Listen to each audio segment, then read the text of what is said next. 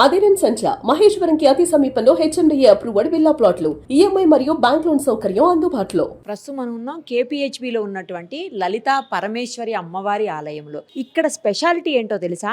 అమ్మవారు కుటుంబ సమేతంగా ఉంటారనమాట. మీరు చూడొచ్చు అక్కడ పైన పరమేశ్వరి అమ్మవారు అంటే పార్వతీదేవి అమ్మవారు, కింద వచ్చేసరికి స్వామివారు శివయ్య, అటువైపు ఇటువైపు ఇద్దరు కుమారులు కూడా ఉన్నారు. ఒకవైపేమో వినాయకుడు స్వామి, గణపతి, ఇంకో వైపేమో కుమారస్వామి. సో మొత్తం కుటుంబ సమేతంగా ఉన్నటువంటి ఆలయంగా ఇది మనం చెప్పొచ్చు. చాలా ప్రసిద్ధి చెందినటువంటి ఆలయం. చాలా బాగా అనిపిస్తుంది చూస్తుంటే. ఇట్లా అంత కుటుంబం మొత్తం కలిపి ఉన్నటువంటి ఆలయాన్ని మనం దగ్గరలో ఎక్కడ కూడా చూడము. అయితే ఇంకొక స్పెషల్ తెలుసా ఈ ఆలయానికి? జనరల్గా మనం ఆలయాల్లో పూజారిగా మగవాళ్ళని చూస్తాము, బట్ ఇక్కడ మహిళా పూజారి ఉన్నారు. అది కూడా 88 ఏళ్ల పెద్దావిడ అన్నపూర్ణానంద గారు. ఆవిడ సన్యాసం తీసుకున్నటువంటి వ్యక్తి. గత కొన్నేళ్లుగా ఆవిడే ఇక్కడ పూజారిగా ఉన్నారు. ఒక్కసారి ఆమెతో మాట్లాడదాం. ఈ ఆలయానికి సంబంధించినటువంటి స్పెషాలిటీ ఆమె మాటలోనే విందాం. అమ్మా నమస్తే అమ్మా. ఏంటమ్మా స్పెషల్? ఎందుకంటే ఎక్కడ కూడా ఇలా కుటుంబ సమేతంగా మనం ఏ ఆలయాన్ని కూడా చూడం జనరల్గా.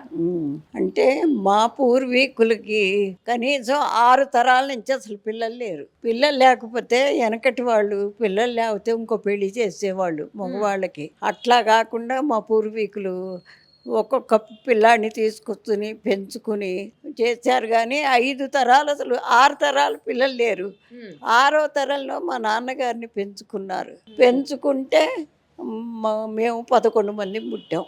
అందువల్ల వాళ్ళు పిల్లల కోసం ఎంత తప్పించారో అందుకని ఆ కుటుంబంతో అమ్మవారిని ప్రతిష్ఠ చెయ్యాలని నేను సంకల్పం చేసుకుని చేశాను. అయితే ఏంటంటే చూడండి, మనకు కూడా పని మనిషే ఉంటుందనుకోండి, దానికి డబ్బులు కావాల్సి ఉంటే ఒక్కతిగా ఉన్నప్పుడు అడగదు. అయ్యగారు ఉన్నప్పుడు అమ్మ నాకు డబ్బులు కావాలి, నాకు ఒక అవసరం వచ్చిందని అడుగుతుంది. భార్య పిల్లలతో కూర్చుని సంతోషంగా ఆయన ఉన్నప్పుడు అడిగితే సరే, ఆయన కాకపోతే ఆవిడైనా సరే ఇవ్వండి పాపం అని అంటారు. అట్లాగే కుటుంబం కలిసి ఉన్నప్పుడు ఏ పనైనా తప్పకుండా అయిపోతుంది, చేస్తారు కూడా. అందువల్ల ఎవరు వాళ్ళకి పిల్లలు లేకపోయినా, పెళ్ళి కాకపోయినా, మరి ఉద్యోగాలు రాకపోయినా, పిల్లలకి చదువు రాదంటే కూర్చోబెట్టి వాళ్ళకి హైగ్రీవ్ మంత్రం వాళ్ళని కూర్చోబెట్టి చేయిస్తాను. మాటలు రాని వాళ్ళకి మాటలు వస్తున్నాయి. ఇప్పుడు రేపు ఎప్పుడో చూపిస్తాను. అంటే అది నా గొప్పని నేను చెప్పనమ్మా. మన శాస్త్రం అట్లా ఉంది. ఆ శాస్త్ర ప్రకారం పోతే తప్పనిసరిగా పనులు అవుతాయి. ఇది ఇప్పుడు జనాలకి తెలియట్లేదు, తెలిసినా చెప్పట్లేదు. అందుకని కుటుంబంతో సమంగా ప్రతిష్ఠ చేశాను. సకుటుంబ సమేత సౌభాగ్య లలితా పరమేశ్వరి. ఆయన కామేశ్వరుడు. అవతల విద్యా గణపతి. ఏ గుళ్ళోనూ అసలు విద్యా గణపతి ఉండడు. మనకి హైదరాబాద్ చుట్టుపక్కల ఎక్కడో ఒక్కతోటే ఉన్నట్ట విద్యా గణపతి. యువతలేమో కుమారస్వామి. కుటుంబంతో ఉన్నది కాబట్టి ఏది అడిగినా ఆవిడ ప్రసాదిస్తుందని నమ్మకం. అమ్మ, మగవాళ్ళు ఉంటారు పూజారులుగా, పంతులుగా, బట్ మీరు ఇట్లా పౌరోహిత్యం చేస్తున్నారు ఏంటి? ఆడవాళ్ళు ఏంటి అంటే చెయ్యకూడదని ఎక్కడా లేదమ్మా. లేదు, చెయ్యరు కదా జనరల్ గా. చెయ్యను అంటే నేను ఆవిడ్ని సాక్షాత్తు ఆవిడ్ని ఎన్నో సంవత్సరాల నుంచి కొలిచాను. నేనే కాదు, ఆవిడ కరుణ వల్లే ఇప్పుడు ఈ 7వ తరంలో ఇంతమంది పుట్టాం. అందుకని నేను కూడా దీక్ష తీసుకుని సన్యాసం పుచ్చుకుని ఇక శ్రీ విద్య ఉపాసన చేసి శ్రీచక్రార్చనది కూడా చేస్తానమ్మా. మీరే ప్రతిష్ఠించారంట. అదే గుడి అసలు ఎట్లా చేశాను తెలుసా?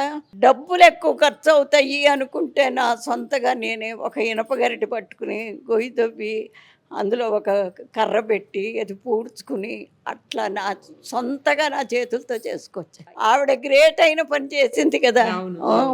అదే ఈ మంత్ ఎండింగ్ లో ఏదో ప్రత్యేక పూజలు ఉన్నాయి అన్నారు, ఒకసారి దాని గురించి చెప్పండి అమ్మా. అది అంటే ప్రతి సంవత్సరం 1,000 లలితా సహస్రనామ పారాయణ చేస్తాం. సరే, నిరుడి నుంచి ఇంక అది ఆపేసి లక్ష్మి చేద్దాం అనుకున్నాం. లక్ష్మీదేవికి లక్ష్మీ అష్టోత్తరం 1,000 అది కూడా చేసేసాం. కానీ ఆపటం మళ్ళీ ఆవిడకే ఇష్టం లేనట్టుంది. నాకేదో ఒక కళ వచ్చింది, అందుకని మళ్ళీ మొదలు పెట్టుకున్నాను. అది అయిపోయే సందర్భంగా డిసెంబర్ 31 పూర్ణాహుతి, యజ్ఞం, అన్నదానం అన్నీ ఉంటాయి. తర్వాత ఇప్పుడు నా తర్వాత మళ్ళా ఇంత పూజలు ఇవి జరగాలి అంటే ఇన్కమ్ ఉండాలి. ఇప్పుడంటే నా అదేంటి పెన్షన్ అంతా ఇక్కడ పెడుతున్నాను, కానీ అప్పుడు ఎవరు పెడతారు? పెట్టరు కదా. అందుకని 1116 కట్టుకుని సంవత్సరానికి ఒకసారి వాళ్ళ కుటుంబం మొత్తం వాళ్ళ పేరున పూజ చేసి అన్నదానం అది వాళ్ళ పేరునే జరిపించేట్టు ఒక కార్యక్రమం పెట్టుకున్నాను. అది కొత్త సంవత్సరం సందర్భంగా జనవరి 1న అందరికీ అమ్మ పసుపు బొట్టు ఇవ్వటం అంటే నేను ఊరికే బొట్టు పెట్టి ఇవ్వను. చీర, రేవిక, గాజులు, పసుపు, కుంకం అన్నీ యథావిధిగా ఇచ్చి సువాసిని పూజ చేసి పెడతాను. శుభం. చూశారు కదా, 31st చాలా విశేషమైనటువంటి పూజ జరగబోతోంది ఈ దేవాలయంలో. ఎవరైనా పాల్గొనవచ్చు అని చెప్తున్నారు మన అమ్మవారు, స్వయంగా అమ్మవారి రూపంలో ఉన్నటువంటి అన్నపూర్ణానందమ్మ గారు. ఈ సైడు ప్రత్యేకంగా రానక్కర్లా, మనం ఎలాగో హైదరాబాద్ చుట్టుపక్కలనే ఈజీయే కాబట్టి కేపీహెచ్పి దగ్గర ఉన్నటువంటి ఈ ఆలయాన్ని ఖచ్చితంగా దర్శనం చేసుకోండి. మరిన్ని అప్డేట్స్ కోసం నిరుపమ సుమన్ టీవీ ఇన్స్టా పేజ్ని ఫాలో చేయండి. సుమన్ టీవీలో మీ పర్సనల్ అండ్ బిజినెస్ ప్రమోషన్స్ కోసం కింది నెంబర్కి కాంటాక్ట్ చేయండి.